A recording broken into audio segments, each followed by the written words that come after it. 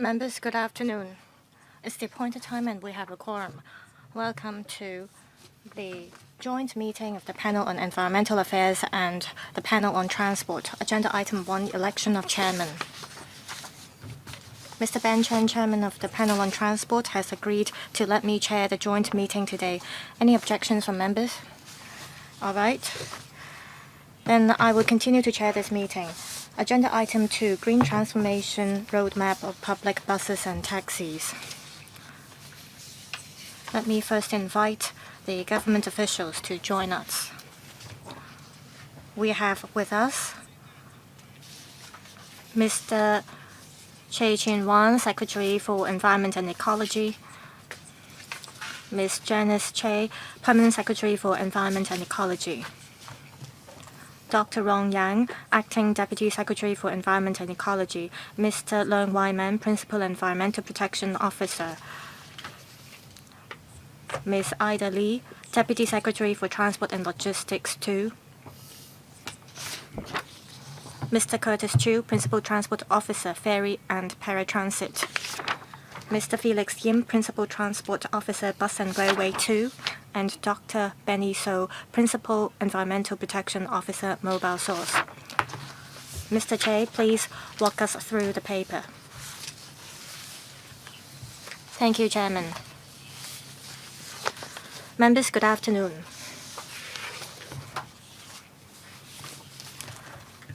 Transport accounts for around 20% of total carbon emission in Hong Kong. Electrification of transport is one of the major directions we are heading towards. 1.4 million tons of carbon emission for buses every year. E-buses and e-taxis can help enhance air quality, and this can also help us enhance our lifestyle as well as improve our living environment. To promote green transformation, on the 10th of December this year, we promulgated the Green Transformation Roadmap of Public Buses and Taxis. It sets out the future directions as well as policy targets in different areas.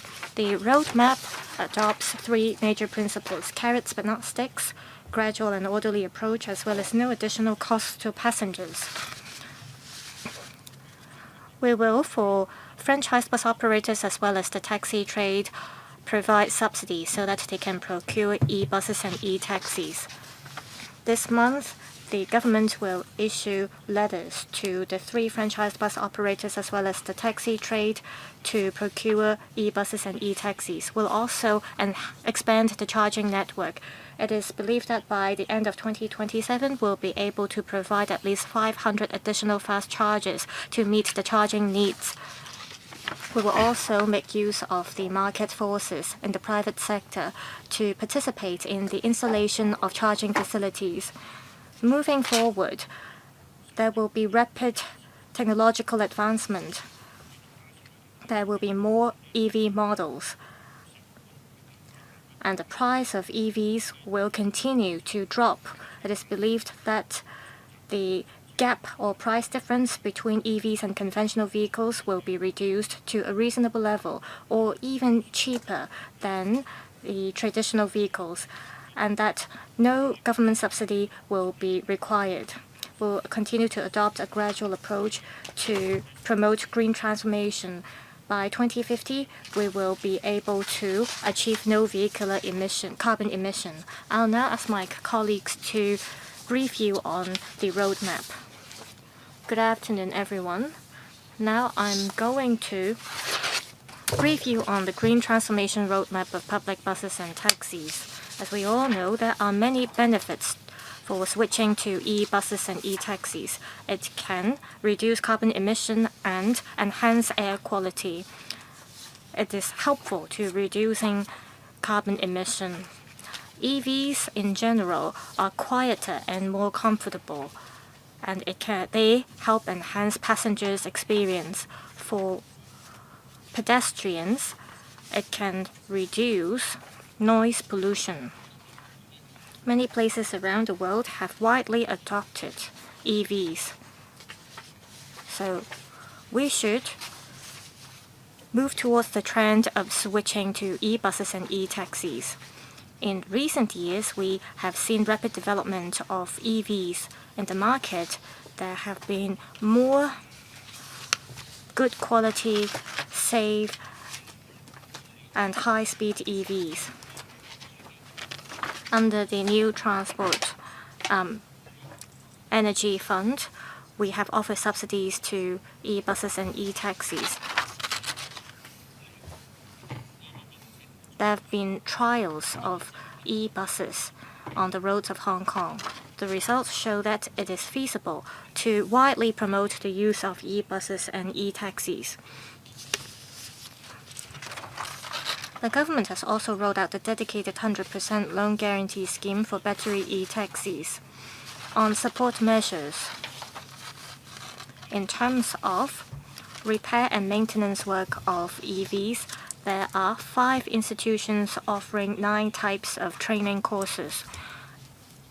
Overall speaking, we have seen rapid development in terms of the popularization of EVs in Hong Kong, and we have all seen the results. By 2050, we want to achieve zero vehicular emission so as to create a greener city. To achieve this goal, we stick to 3 visions. We think that buses and taxis comprise of an important part of the public transportation. They serve 4 million passengers every day on average. We have to make use of smart technologies. There are challenges on our way towards green transformation. Apart from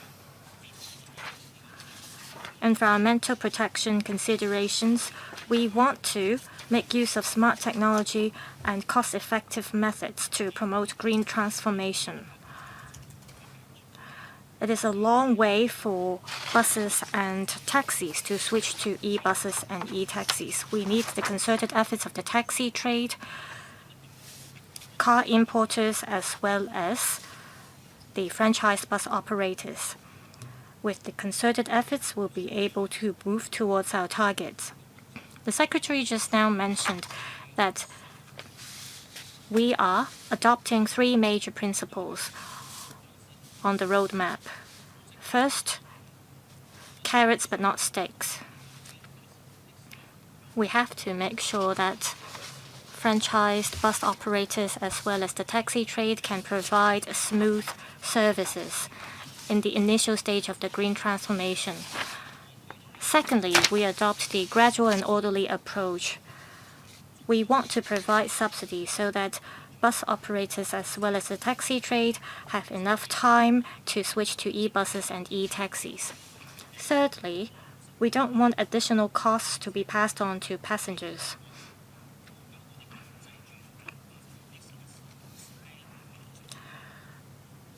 Simply put, this is not the right time to impose mandatory requirements to switch to e-buses and e-taxis. Now, every day, there are 6,000 e-buses 6,000 buses as well as 18,000 taxis on the roads in Hong Kong. We have to allow enough time for the relevant stakeholders to prepare for the full green transformation. Thirdly, we don't want to add any burden to our passengers. We believe that in the coming few years, as we move towards full green transformation, there will be additional costs to be borne by the franchise bus operators as well as the taxi trade. We want the public to support the green transformation. In the light of the current economic climate, we hope to avoid passing additional costs onto passengers. Moving forward, we believe the prices of EVs will continue to drop. There will be more models available in the market. There will be more charging facilities, and the EVs will be able to travel for a longer distance with the full charging. We are going to adopt a multi-pronged approach. We are confident that by the end of 2070, we'll be able to provide at least 500 fast chargers across the territory. Having taken into consideration different factors, we believe that there will be 700 e-buses and 3,000 e-taxis by 2027. In 2027, we will conduct the first review on the roadmap. Afterwards, we will review it every 5 years, and we will then roll out measures accordingly.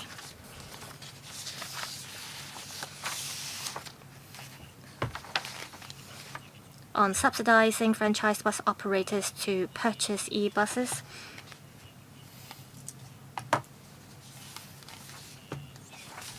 we have to take into account the amount of subsidies required by the franchise bus operators. We also have to consider other factors. For example, the price of conventional diesel buses as well as e-buses, the requirement and the demand for new buses, and so on. We will subsidize bus operators for the purchase of 600 e-buses.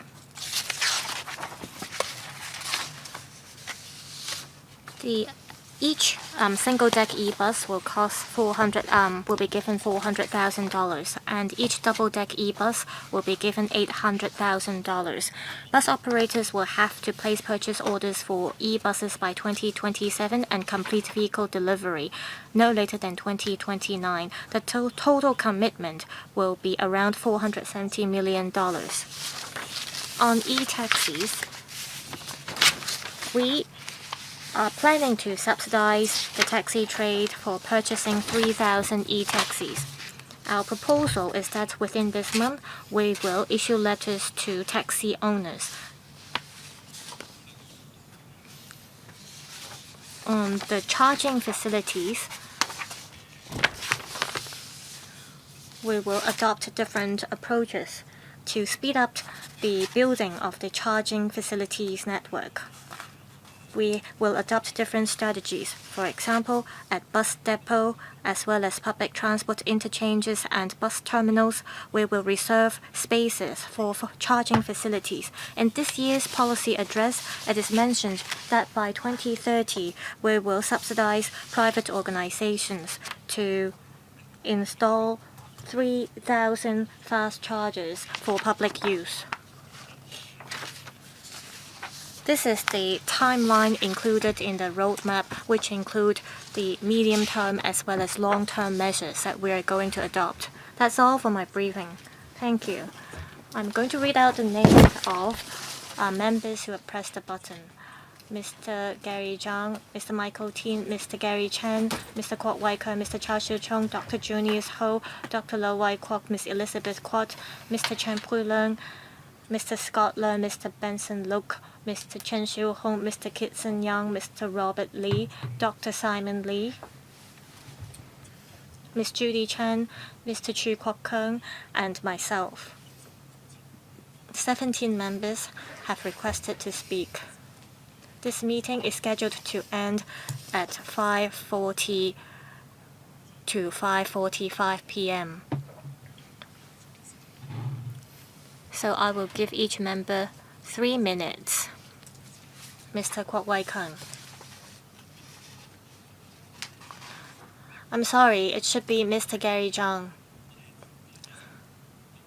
Thank you, Chairman. We know that the end goal of this roadmap is that by 2050 we will achieve zero vehicular emission. There are different goals at different stages that we have to achieve. We see that by 2027, the government will subsidize the purchase of a certain number of e-buses and e-taxis. There are also targets to be met by 2030. Apart from subsidies for the purchase of e-buses and e-taxis, the government is relying on the market to promote green transformation. Do we have a target ratio of e-buses and e-taxis to traditional buses and traditional taxis? Also, I understand that the government has done a number of researches. take taxis as an example. If we want all taxis to be converted into e-taxis, what kind of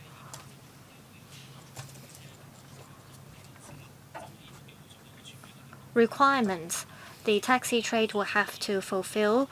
For example, a taxi will have to run for 300 kilometers to 450 kilometers. If we want full green transformation,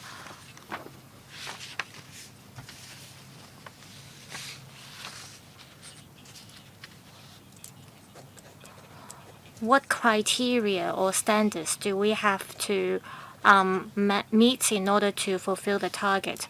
Also, I understand that you are subsidizing the bus operators as well as the trade to procure e-buses and e-taxis. Is it possible for the government to take the lead to talk to vehicle manufacturers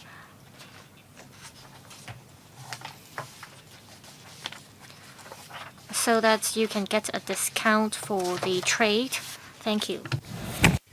Secretary. Thank you, Mr. Gary Zhang, for your questions. We have a clear target. By 2050, we'll have to achieve zero vehicle emissions, and that includes buses and taxis. And under what circumstances would we change all taxis to e-taxis? It depends on the rate of taxi replacement.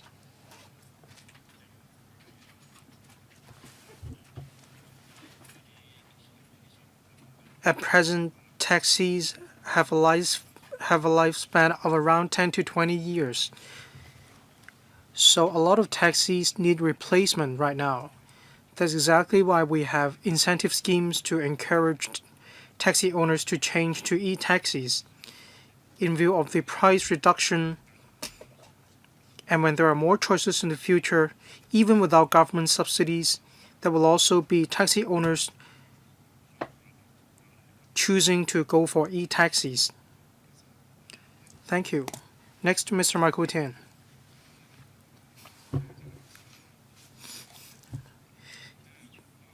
You're providing subsidies to e-vehicles. 70% of city buses are hydrogen cell buses.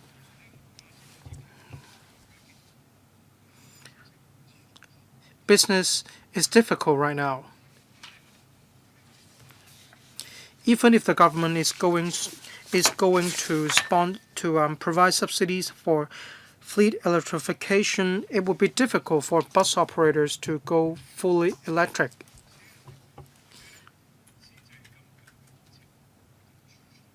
So the crux of the matter is whether the bus operator will choose to use diesel buses or e-buses. For a double-decker, it costs $300 million, and for e-buses, the cost is $4.5 million. The difference is $1.5 million. You think that the difference between diesel buses and e-buses will reduce, but then they don't agree.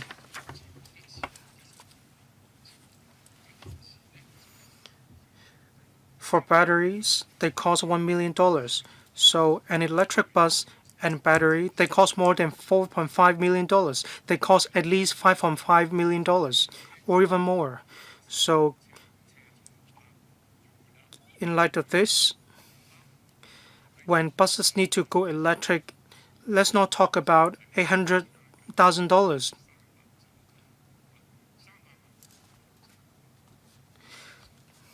The difference is $2.5 million.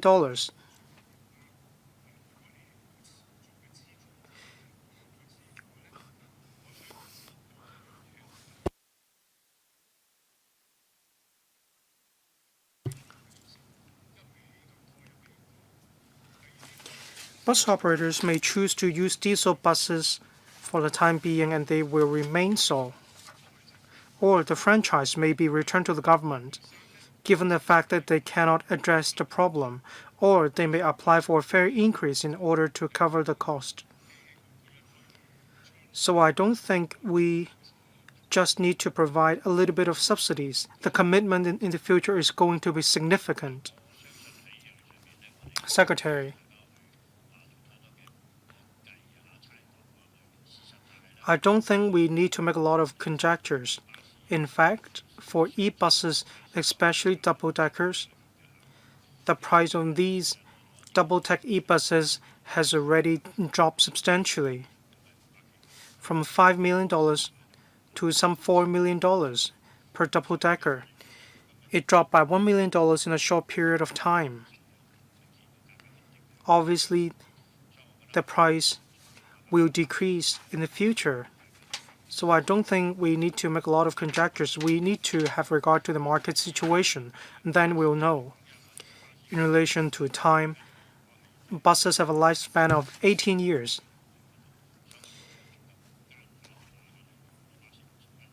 And we are still 25 years from 2050, so we still have time to discuss and make arrangements together with bus operators. That's why I don't see any substantial difficulties lying in front of us. What about hydrogen cell buses? Well, this time around, we're going to subsidize e-buses. The technology of hydrogen cell buses isn't as mature as that of e-buses. Mr. Gary Chan, I support the green transformation roadmap of the government. The Secretary said we can achieve the dual carbon targets when we go fully electric when it comes to buses. However, roadside pollution is close to the heart of the public. Most roadside pollution comes from vehicle emissions.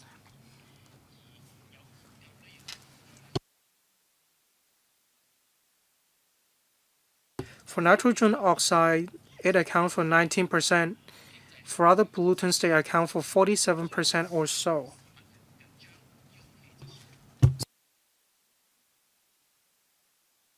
There will be an economic loss of $42 billion. $700 million is going to be spent on this area. So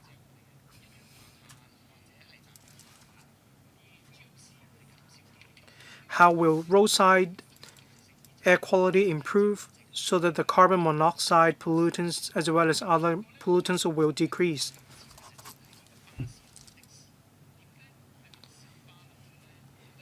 We only have buses and taxis this time round. Why don't you include minibuses as well? Is it the case that minibus operators are not willing to replace minibuses?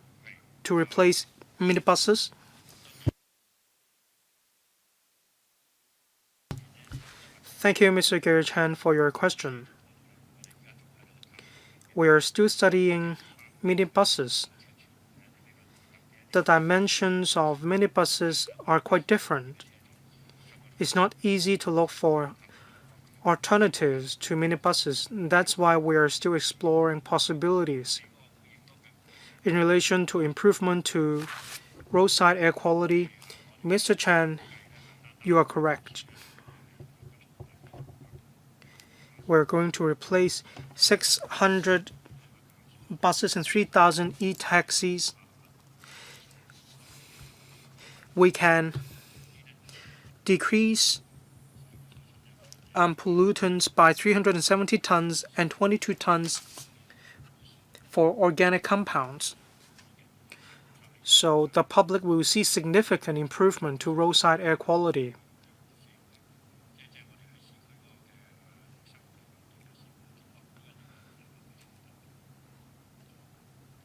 Air quality, public health, they will see improvements as a result. Mr. Kok Wai Kang, thank you, Chairman. Using new energy vehicles and reducing roadside carbon emissions, we are all for it. Having said that, we are concerned about the use of public funds and whether they are used to good effect. In the Secretary's answer to Mr. Gary Chen's question, he told us some figures.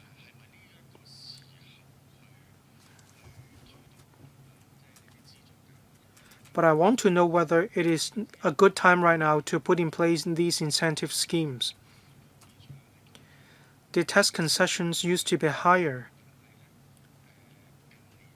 However, in recent years, despite a fall in the tax concessions, the cost of vehicles decreased. That is because the technology concern has matured. So I doubt if this is a good time to provide subsidies for electric bus or taxi replacements. Should we launch this scheme later? Or are we according priority to carbon emissions? I mean to reducing carbon emissions? Secretary, Mr. Kwok's question is a good one. Many people are concerned about the fiscal position of the government. We're going to subsidize 600 buses and 3,000 taxis. Should we do it now or should we wait until later on? I have 2 points to make. One, we need to launch this scheme sooner or later. When it comes to buses, the technology concern is becoming more mature.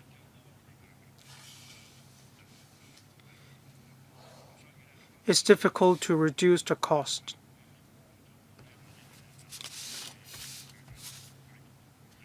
So with what we are going to do, we can bring down the cost fast. In Hong Kong, we have the largest number of double-deckers in a densely populated area. Many e-vehicle technologies on the mainland are very mature and advanced. If we can further reduce the cost, that will be conducive to enhancing our competitive edge.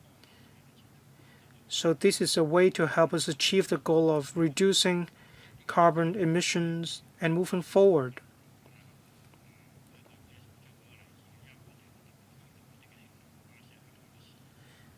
We want to pilot hydrogen-celled buses in Hong Kong. If we can make it happen, then we can sell these buses to the Middle East. When it comes to taxis, we need to let taxi drivers get familiar with the e-taxis. So we need to do this sooner or later. When we do it right now, we can attract wider participation. When the price drops and when there are more options,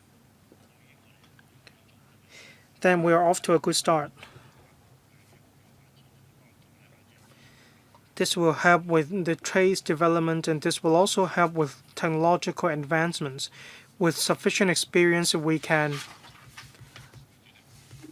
have a smoother implementation of the scheme. Mr. Chao Siu-chung, I'm concerned about the vehicle mechanics. 5 institutions are offering 9 programs in this regard. There are 3 categories: basic as well as 2 other types of programs. Among these 800 trainees, I'd like to know the breakdown. And they account for less than 10% of all the mechanics.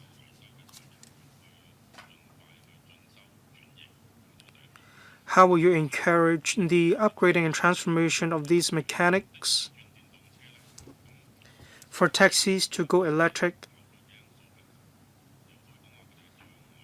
one of the concerns or hurdles is maintenance and repair.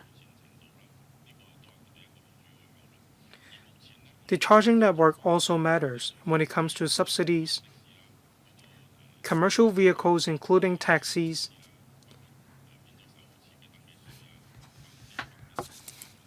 have some programs in place. That is a dedicated 100% loan guarantee scheme for battery electric taxis, as well as other measures. If we are going to spend $130 million to encourage taxis to go electric, how effective is this incentive? If we spend $130 million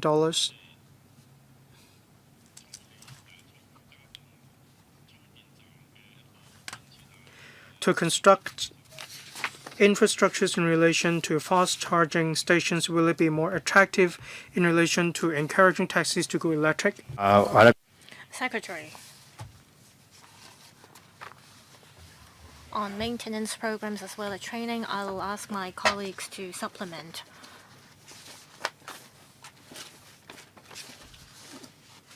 It looks like members have a lot of concerns about the subsidy amount. First, on expanding charging facilities, it's going to be part of our focus in the future. This is because buses and taxis need charging network to go electric. We have talked to different bus companies as well as manufacturers.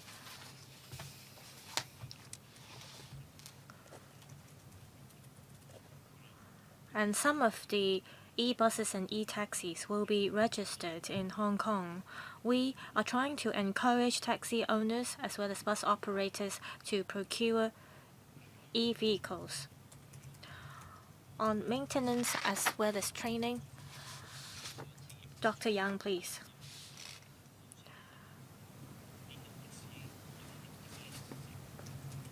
On maintenance services for e-buses and e-taxis, over the past few years, we have done a lot of work based on the development of e-vehicles. We have worked with relevant stakeholders to promote the training for maintenance personnel. Through an advisory committee, we have devised a guideline for maintenance personnel. We are introducing new types of maintenance services. For mechanics that are nominated or recommended by the relevant agencies, they can, upon completion of the programs, become qualified maintenance personnel. I have some statistics that I can share with you. As at the end of November this year, as mentioned, there are 5 institutes in Hong Kong that offer 9 EV maintenance training programs. In total, we have over 820 mechanics who have already completed the training programs. They have obtained the qualifications to offer maintenance services. Dr. Junius Ho, I support the measures to reduce carbon emission, but the progress is rather slow. You have to deal with over 18,000 taxis and a few thousands of buses. By 2050, you will replace the 20,000 some vehicles in total. I think you should speed up your progress by half.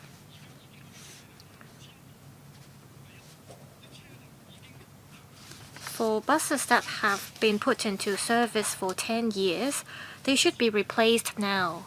You don't have to pay the bus operators. For old buses, you don't have to disperse any subsidies. For younger buses, it's fine if you are dispersing subsidies. In London, each e-bus is about $4 million. We have BYD, and we are so close to the headquarters of BYD, and we can get cheap buses or cheap vehicles from them.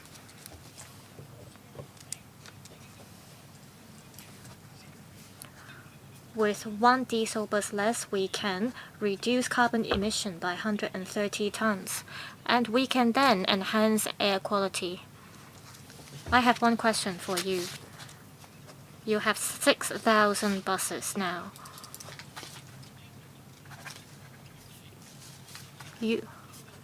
How old are these buses? Among the 18,000 taxis, what are the age profiles of the taxis? For older taxis that are 12 years old, you don't have to give any subsidies to the taxi trade to replace them. Why do you have to pay so much to the trade to replace the old taxis? For 1 kilometer, it requires 0.3 cents to 0.4 cents for the 30 cents to 40 cents for the electricity. You have to let us know a more progressive timeline. Also, on the 6,000 buses as well as the 18,000 taxis on the road now, you have to let us know the age profile. Also, you have to let us know how you can speed up the progress of green transformation. One more question. You said that you are training up mechanics to offer maintenance services. The e-vehicles don't require maintenance services. You don't have to train up these mechanics. On the age profiles of the existing buses and taxis, please provide the relevant information after the meeting. As for the other questions, please give a response. We do want to speed up the progress. Buses can normally be used for 18 years. We will provide information about the age profile of the existing buses after the meeting. In the coming few years, we are replacing a few hundreds of buses. There is currently a price difference between traditional buses as well as e-buses. The government, therefore, wants to offer assistance so that it won't push the bus operators to increase bus fares. Moving forward, we will reduce the subsidy amount on LPG taxis. If they want to go electric for new LPG taxis, the fuel cost is about the same. For older taxis, they will get subsidies from the government. And the taxi owners, by getting the subsidies, they can procure e-taxis. Dr. Lo Wai Kwok. Thank you, Chairman. Green transformation of public buses and taxis will help us achieve the zero vehicular emission target. This aligns with the global trend. Hong Kong is falling behind. A few years ago in Shenzhen, all public transport have gone electric. We are faced with certain difficulties.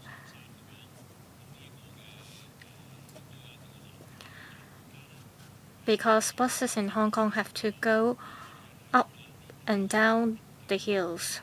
However, we are seeing a rapid development of technologies. And we see that prices of e-taxis and e-buses have continued to drop. We have to align with the global trend.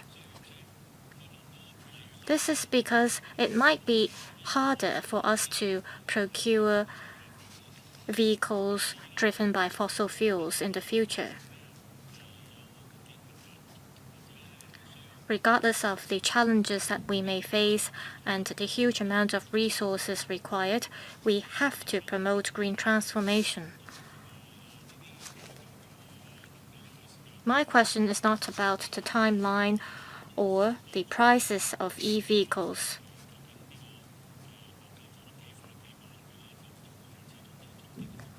One factor that affects the progress of green transformation is the availability of charging facilities in Hong Kong. For buses and taxis, we need more charging facilities. For larger companies, there might be facilities that can be equipped with chargers. However, some taxis have to use charging facilities in housing estates.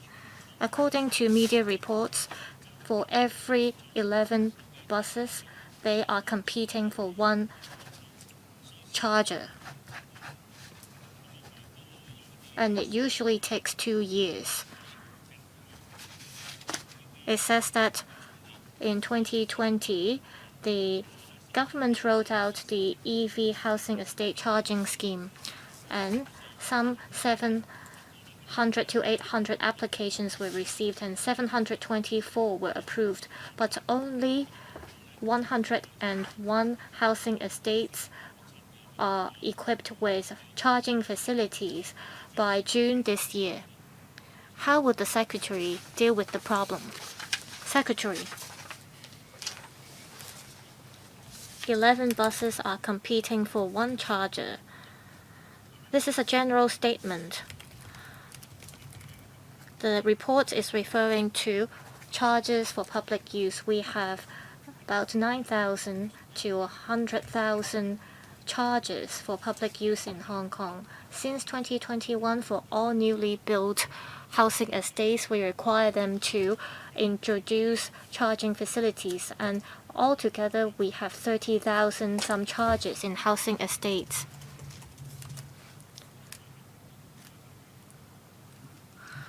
And we will also be introducing 20,000 odd charging facilities. So in total, we have 60,000 in housing estates. We believe that by 2027, we'll have 140,000 chargers in housing estates. Including the ones in housing estates, there will be 200,000 parking spaces in housing estates equipped with charging facilities. For chargers for public use, we don't use the medium chargers. We use quick and fast chargers. Currently, we have 1,500 quick and fast chargers across the territory. We will introduce an additional 3,000 chargers as proposed by the policy address. We will have another 500 fast chargers for e-taxis in the future. So there will be enough chargers. Ms. Elizabeth Port. We all are pleased that there is a roadmap, but it is too slow if we can only achieve our target by 2050. Secretary, have you talked to the trade whether it is possible to further speed up the progress to switch to e-buses or e-taxis? Also, some bus operators said introducing more charging facilities is just a medium-term measures. In the long run, it is better to use hydrogen fuel cell buses because it takes less time to charge these buses, and also they are more environmentally friendly because they can be recycled.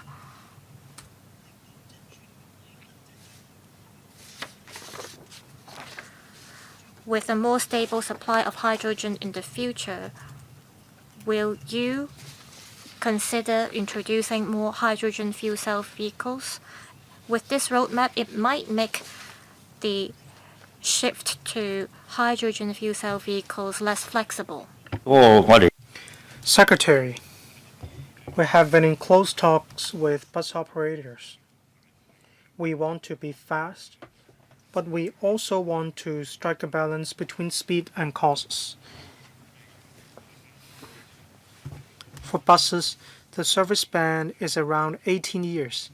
At this rate, buses have to be replaced after 18 years. We provide subsidies for buses to go electric. the costs of using e-buses is cheaper than using hydrogen fuel cell buses. We're going to launch other pilot schemes to pilot hydrogen fuel cell buses. In short to medium term, the economic benefits of e-buses will be better. So we will have to wait for a little bit more until we launch the hydrogen fuel cell buses. Right now, we think our proposal has the least effect on bus fares as well as on the public. If in 5 to 10 years, if hydrogen fuel cell vehicles have made some breakthroughs, then we may leave some room for buses to be turned into hydrogen fuel cell buses. Technologies differ. So in the future, we believe hydrogen fuel cell buses will coexist with e-buses. Chairman, I just want to say I hope there will be more chargers, especially quick chargers and fast chargers. Thank you. Mr. Chen Pui-leung. Thank you, Chairman. The document mentioned putting in place a scheme to invite owners of the 3,000 oldest taxis to accept the subsidy quotas. There is also a scheme to subsidize the taxi trade to purchase 3,000 taxis.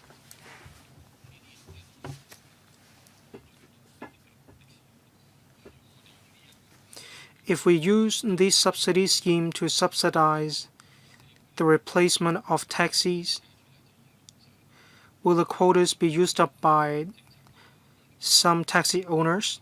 That will affect the fairness of the policy. So in the subsidy scheme, you may want to put in place a quota cap that will allow individual taxi drivers to enjoy this benefit as well. You also mentioned a review every 5 years. With more and more EVs, there will also be more batteries being disposed of. In your 5-year review, will you also take into account the disposal of these batteries? Thank you. Secretary. I thank Mr. Chen for your question.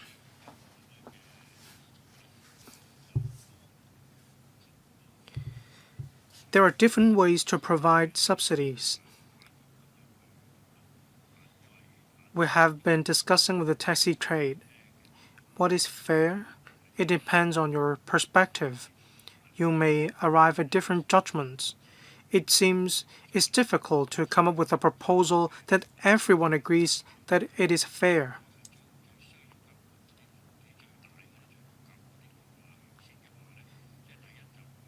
We want to prioritize owners of the oldest taxis.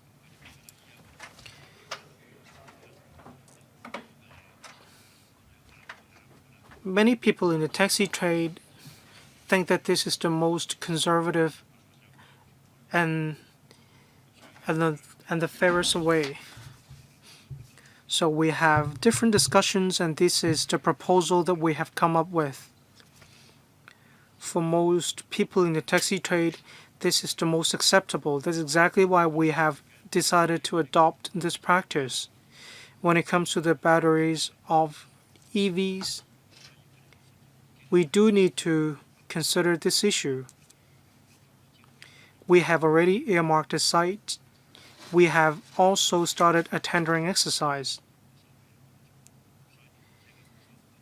That is a plan for battery recycling.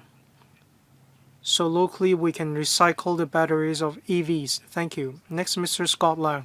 Thank you, Chairman. To achieve carbon neutrality with the Green Transformation Roadmap, I support the direction. But as many members have said, apart from moving one direction, that is to provide charging stations for EVs, what about other types of vehicles? The Secretary mentioned hydrogen fuel cell buses. Tesla has been founded for 2 decades. There have been a lot of involvements. It's difficult to predict the future 2 decades later, so how can we reasonably deploy our resources? Say there are hydrogen fuel cell buses, and in mainland China there are also methanol heavy vehicles being tested.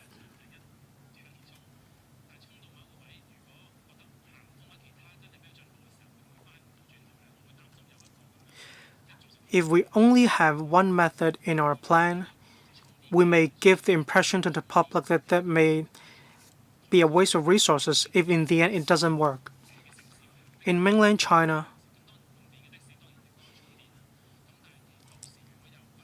some taxis can change their batteries. From the policy perspective,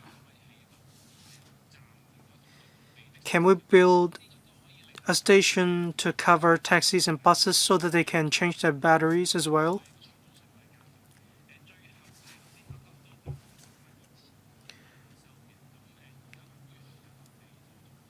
Just now, member mentioned the recycling of batteries. Previously, I compared notes with a company in Sichuan.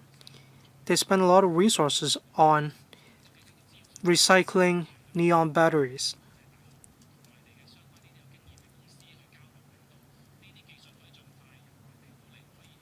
Is it possible to introduce these technologies from the mainland to Hong Kong so that technically speaking, we can rise to the challenge of better recycling in the future? When it comes to the plan of better recycling, there is a strong backing from companies, so we are not worried about technologies in this regard. This year round, they have already started the work. Within 2 years, I believe they can be put into service. When it comes to changing batteries, we keep our mind open. And whether we can use it in the market, it depends on whether there are economic benefits.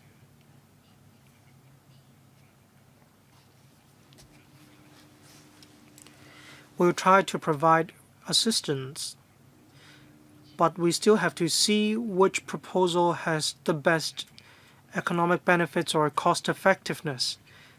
I have talked to some smaller vehicle manufacturers. Owing to advancements in chargers and batteries, we still need to have regard to the market situation. We shouldn't weed out or stifle the development of any technologies. There is sufficient time for different new energy vehicles to be used in the market. Next, Mr. Michael Lok. The electrification of buses and taxis will definitely reduce roadside emissions or carbon emissions on the roadside. Cost effectiveness is key. It's close to my heart. I want to know the cost of using a bus for a full cycle.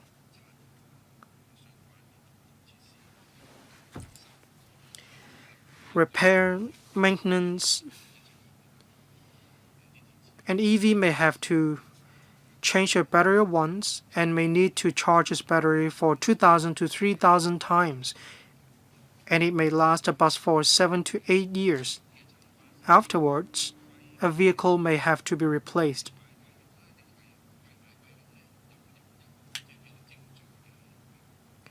Do you have any assessment how we should proceed with the plan? Should we bring down the cost of buying a vehicle, or how should we do so? Secretary, we did conduct assessments. In the long run, we will spend more on buying a vehicle, then afterwards the operational cost may be lower.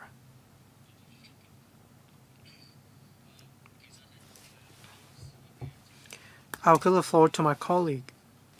Thank you, Secretary. For traditional diesel buses, the cost is still higher. It's on the low side.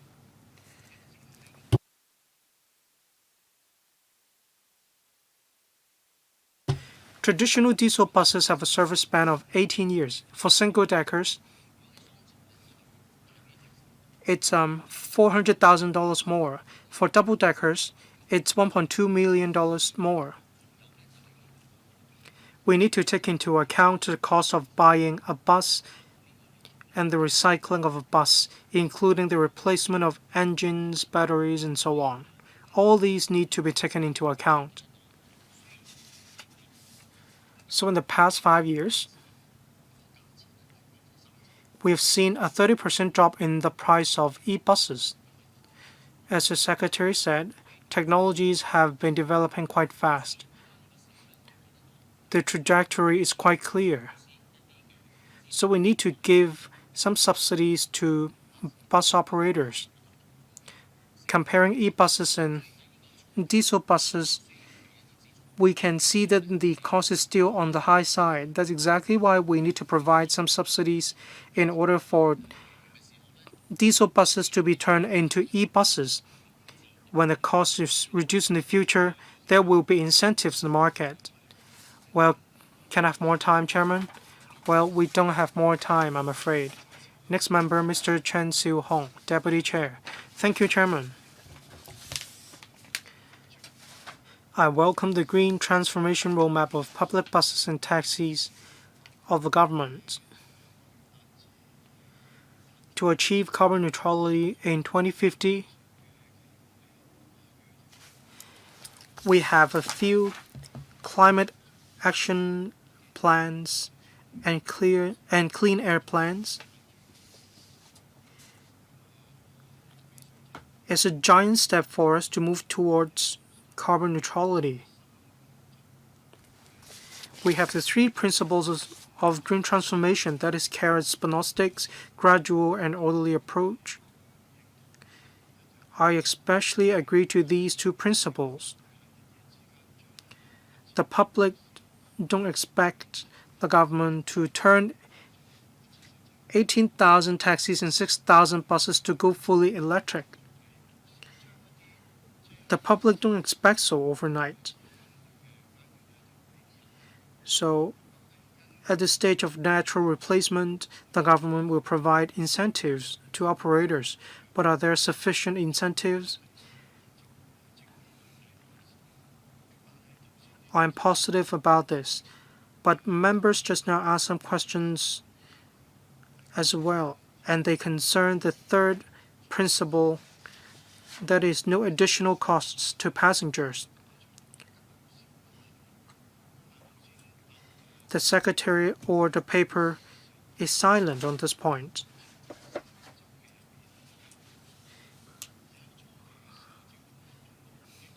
The government spent $600 million on buses and taxis at the outset, just to replace those that need replacement. And in 2027,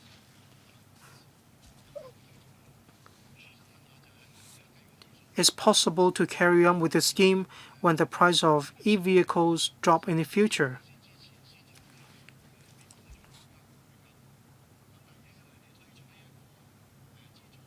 Now, with the subsidy scheme, buses only have 10%, whereas taxis have 20% odd.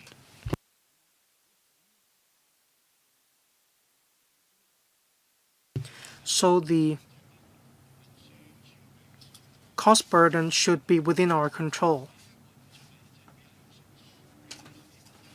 I think you are confident about your projections. So bus operators will not keep increasing fares as a result. Secretary, please be brief. We have talked to the bus operators and we've analyzed the cost. there will be money incurred in procuring new buses. However, for e-buses, there will be less fuel cost, and for maintenance cost, it is cheaper for e-buses compared to traditional diesel buses. So if you look at the entire life cycle of an e-bus, most money is incurred in the procurement cost. So we believe that the introduction of e-buses would not affect the fare prices. Mr. Robert Lee. Thank you, Chairman.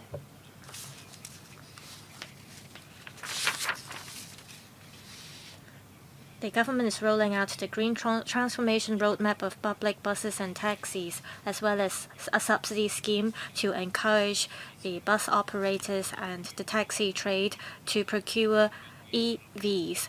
I am all for this. I want to know how the government can speed up the progress of green transformation. We have 6,000 franchised buses on the road, as well as 18,000 taxis in Hong Kong. However, only 1.4% of the buses are e-buses, and 0.5% of the existing taxis are e-taxis. So one of the concerns is how we can speed up the progress. I don't need the government to respond to this, but I have two questions. The government is going to devote $300 million to encourage the private sector to install charging facilities. It is believed that by 2030, 3,000 chargers will be installed under the scheme. How will these chargers be distributed across the territory? Will there be an even distribution of these chargers to meet the needs of EVs in Hong Kong? Second question. For EVs manufactured on the mainland, they are of high quality. Can the government tell us if the government has been in talks with the EV manufacturers on the mainland? Are there any plans to introduce any EVs from these manufacturers to Hong Kong? Secretary. On the charging facilities, our plan is to marketize the charging facilities and services. We want to encourage the private sector to offer more chargers. Because of the marketization approach, the private market or the sector will see which districts require more chargers, and the chargers will be concentrated on those more popular districts. We are adopting a market-led approach, so the government will not intervene by telling where the charges should be placed. Any response to the question about bus or EV manufacturers? We have been in talks with the trade. We are rolling out the roadmap, and we want to wait for the models to be available in the market for taxi owners to choose from. Currently, there are 4 types of models available. We are encouraging car importers as well as car manufacturers to launch more models in Hong Kong. We want them to speed up their R&D process. Also, under the NET fund, we are subsidizing the procurement of new types of vehicles that can accommodate wheelchair users, for example. So we want to speed up the progress in this regard. Thank you. Dr. Simon Lee. Thank you, Chairman. I have 3 questions. First, as we see rapid development of vehicle batteries in the future, there might be more sale of second-hand cars. we have to ensure the safety of these second-hand vehicles. What measures are in place to ensure the safety of batteries? Will you conduct any inspections to ensure that these second-hand cars can be sold? I'd also like to follow up on the question asked by Mr. Chen Pui-Leung about the subsidy scheme.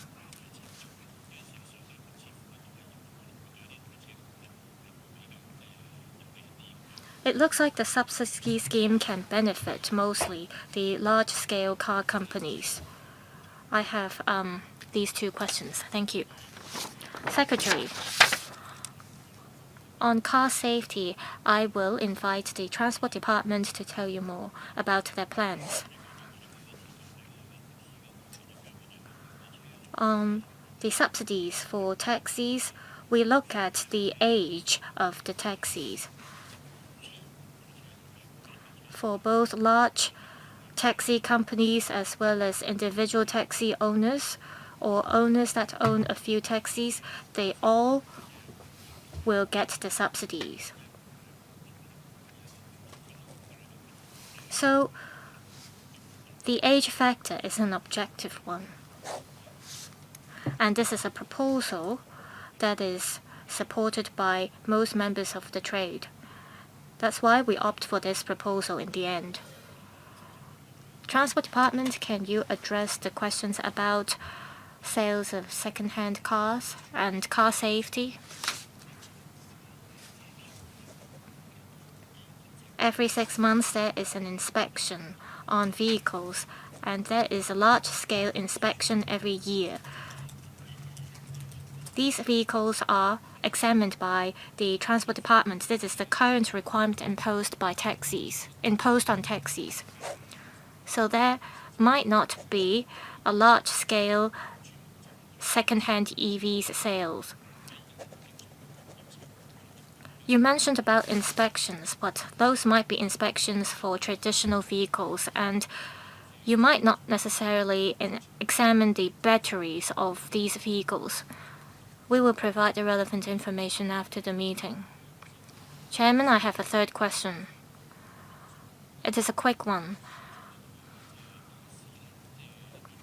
Just now, Secretary said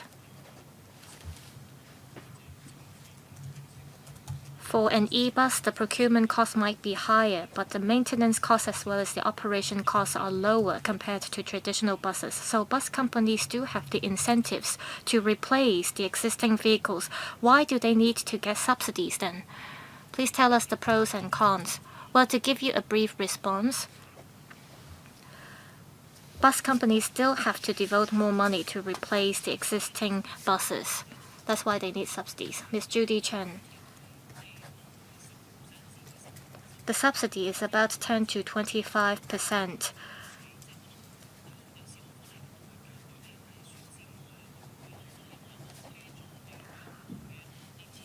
Will you look at the types of vehicles, including the types of batteries as well as the range of the vehicles? For some large-scale companies, they might opt for cheaper cars with poorer ranges.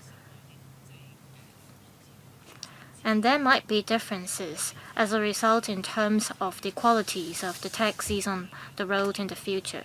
Also, I know that the insurance premiums for e-taxis are higher. Have you talked to the insurance sector about this? Thirdly, I want to follow up on the question asked by Dr. Simon Lee and Mr. Chen Pui-Leung. Will the resources end up being obtained by the large-scale car companies? Secretary.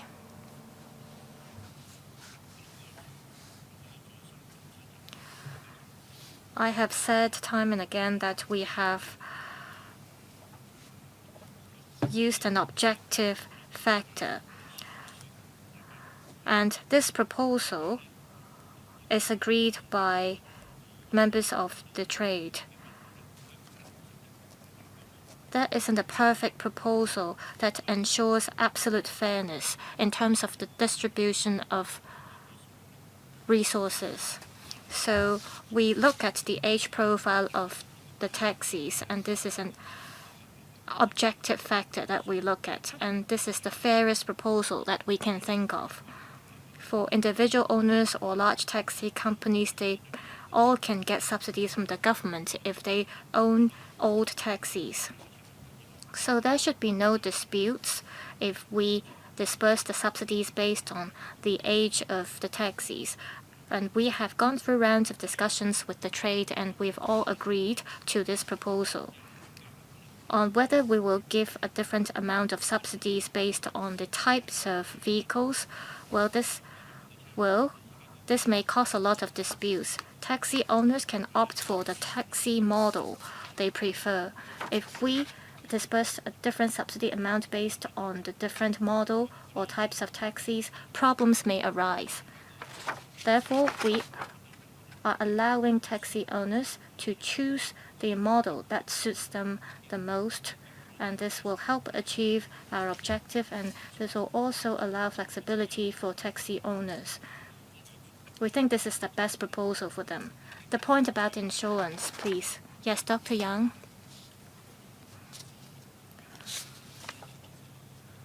We have talked to the taxi trade for many times.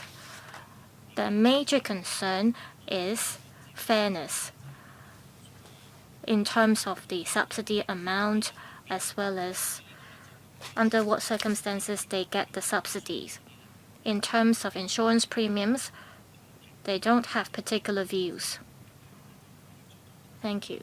Mr. Chu Kwok-keung, Mr. Frankie Yik, Mr. Kenneth Lau, and myself are waiting to speak. We don't have enough time for this meeting, so we may have to overrun. I hope that members who are attending the next meeting will stay.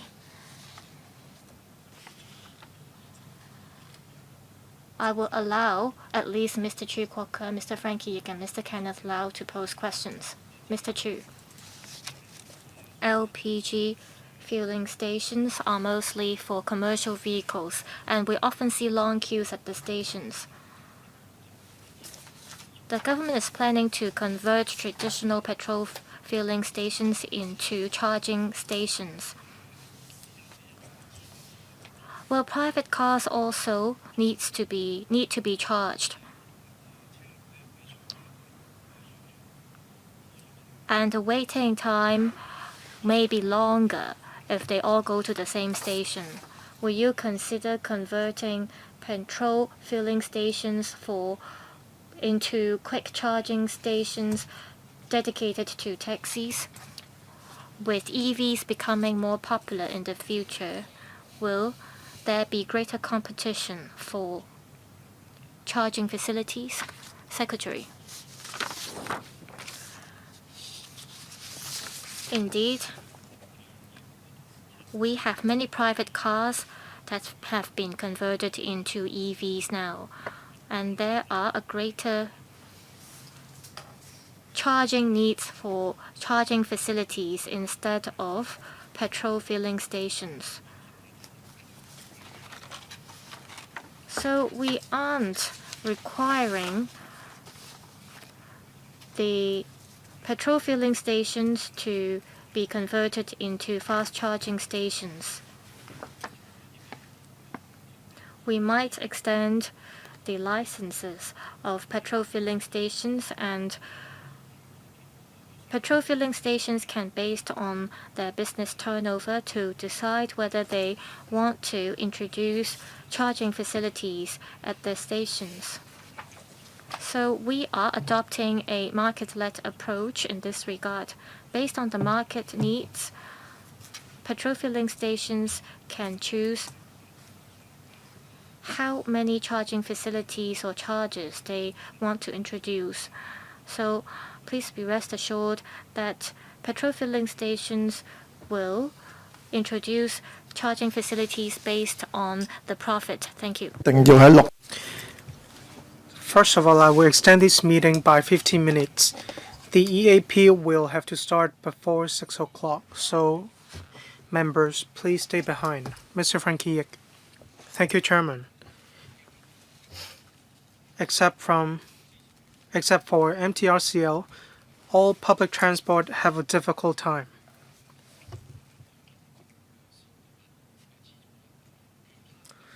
Some e-buses receive government subsidies, whereas some operators take money out of their own pocket just to prove that they are technically feasible. But after all, there is a difference, say, between conventional diesel buses and e-buses. If they use their operational mode, that is, to pay $3 million to replace one bus, after all, the operators are businesses. You cannot expect them to suffer from losses for a long time.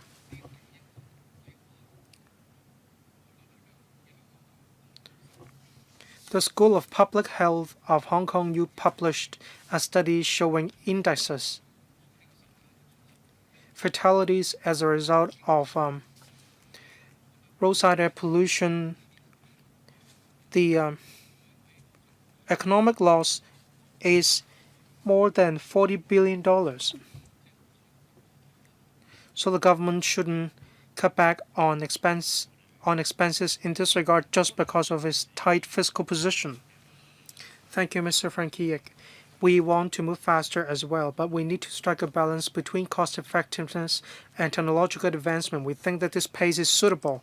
Well, I still have time, Chairman. On behalf of my trade, I have a question for you. You have helped them pay the difference when going for e-vehicles. What about installing chargers? They will have to take money out of their own pocket to pay for these. So will the government provide subsidies in this regard as well? Do you mean bus operators? Yes, bus operators. In this connection, as I mentioned, for buses to go electric, the fuel cost will decrease. So if they go electric in the long run, there will definitely be benefits. So we have no plan to subsidize buses. But we have been thinking of different ways to help them reduce their costs.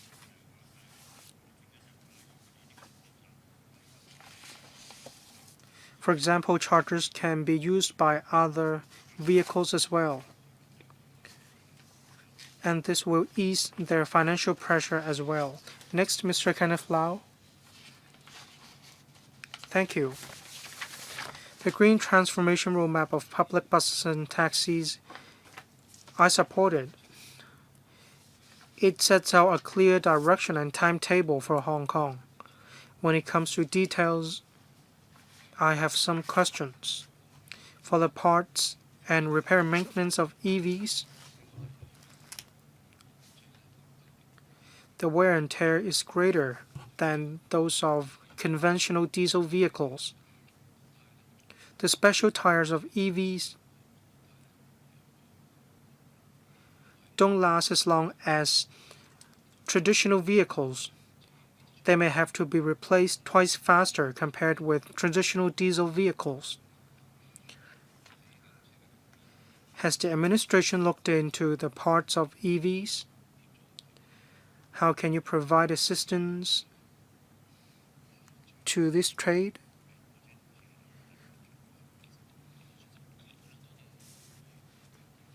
Thank you, Mr. Kenneth Lau, for your question. We've noted the situation. EV technologies, including battery technologies, have been developing quite fast. The batteries of e-buses are heavier. It will affect the number of passengers each bus can carry. Right now, the weight of battery has already been reduced, so that would not affect the number of passengers a bus can carry. Earlier in November, there was an international car fair. In September, in a panel on transport,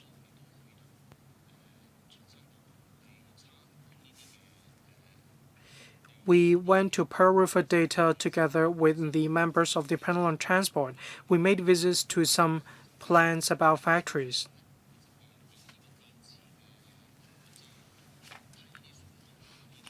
So for the wear and tear of tires, those problems will be resolved very quickly. Say in 1 to 2 years, we will already see improvements in this regard.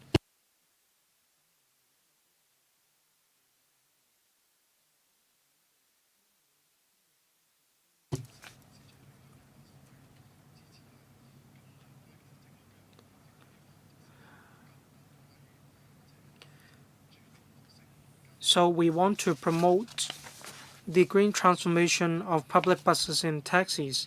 We need chargers. Parking fees aren't cheap.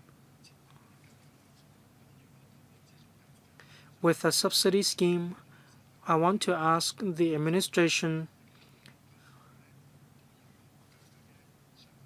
say, will there be a cap in the price for public transport? Otherwise, you wanted to provide subsidies to the private market with green transformation roadmap, but if there are price fluctuations in the market, that may not be as effective. Secretary. As for LPG taxis, we have larger petrol filling stations, PFS. There are greater discounts or concessions. So in order to encourage more conventional taxis to go electric, in a PFS, that is petrol filling stations, we will build chargers dedicated, well, rather we will provide price concessions to taxis.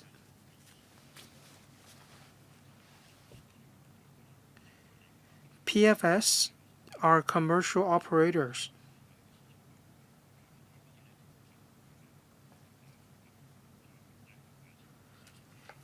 It is a commercial activity, so the government will not drive down the cost.